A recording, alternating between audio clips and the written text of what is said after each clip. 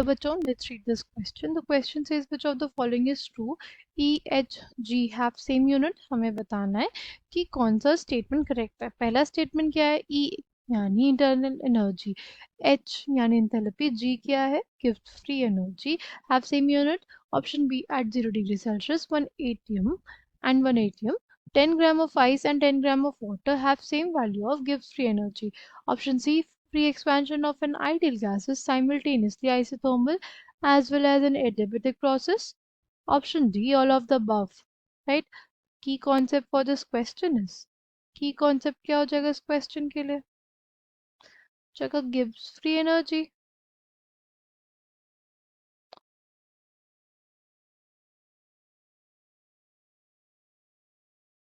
E क्या है? E भी एक फॉर्म ऑफ एनर्जी है. H क्या है? एंथैल्पी एक फॉर्म ऑफ एनर्जी है. और G भी एनर्जी है. राइट? तीनों ही अगर एनर्जी है तो इनकी यूनिट क्या हो जाएगी?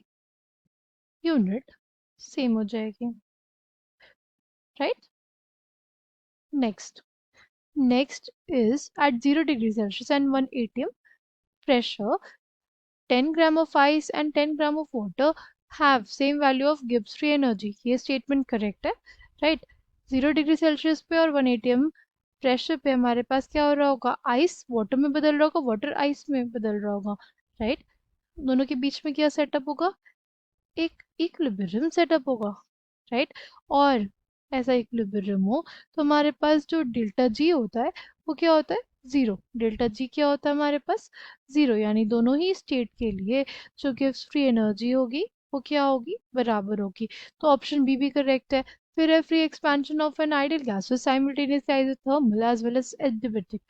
अगर बात करते हैं फ्री एक्सपेंशन की, फ्री एक्सपेंशन की अगर बात करें तो जो हमारा एक्सटर्नल प्रेशर होता है ना फ्री एक्सपेंशन के लिए वो ज़ीरो हो जाता है.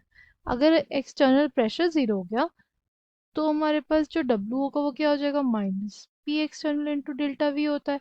पी एक्सटर्नल ज़ीरो तो W ज़ीरो. और अगर आइसोथर्मल प्रोसेस है, राइट, आइसोथर्मल प्रोसेस है तो हमारे पास डेल्टा यू ज़ीरो हो जाएगा. क्योंकि delta U is equal to N C V delta T. अगर डेल्टा टी ज़ीरो हो जाएगा तो क्या होगा? डेल्टा यू ज़ीरो हो जाएगा. ठीक, W ज़ीरो हो गया, डेल्टा U ज़ीरो हो गया. तो according to first law of thermodynamics की मैथमेटिकल इक्वेशन, W ज़ीरो है, डेल्टा U ज़ीरो है, तो Q भी हमारे पास क्या हो जाएगा? ज़ीरो हो जाएगा. यानी अगर आइसोथर्मल प्रोसेस था तो वो साइमल्टेनियसली क्या हो गया? एडियाबैटिक हो गया, क्योंकि कोई हीट का एक्सचेंज नहीं होगा सिस्टम एंड सराउंडिंग्स में. राइट?